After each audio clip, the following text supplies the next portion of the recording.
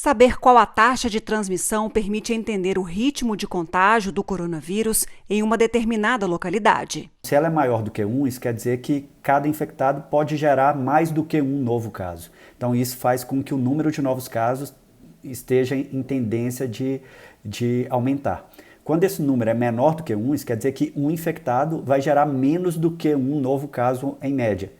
Então isso faz com que os números novos diminuam. Há 3 semanas, Patos de Minas passa por medidas restritivas. Em 12 de fevereiro foi decretada lei seca, com a proibição de venda e distribuição de bebida alcoólica.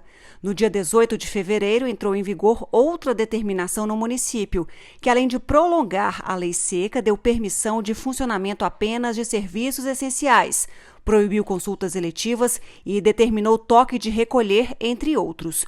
Cumpridos os 15 dias, o governo de Minas Gerais ordenou a onda roxa, com a obrigatoriedade das macro-regiões inseridas nessa fase de obedecerem às regras devido à situação de desassistência à saúde e crescimento desenfreado de casos.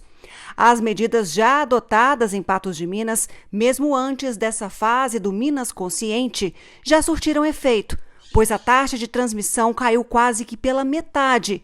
Mas o número de casos ainda é alto e preocupa. Hoje a taxa de Patos está 0,77 nessa sexta-feira. Há 14 dias atrás ela era de 1,4. Então a gente saiu de uma tendência de alta no número de novos casos e virou uma tendência de baixa.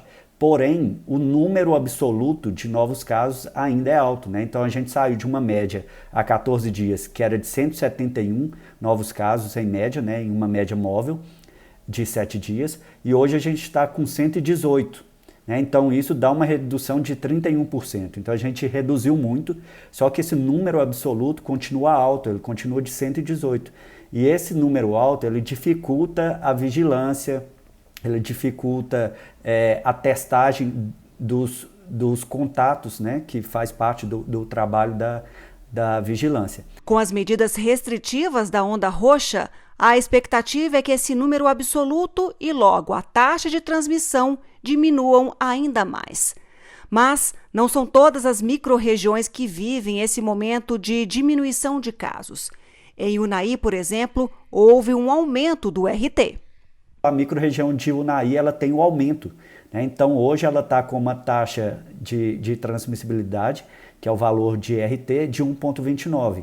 Então, ou seja, tem uma tendência de aumento nos novos casos lá, enquanto Patos diminuiu. E isso reflete também essas medidas restritivas que foram feitas em Patos nos últimos 15 dias também.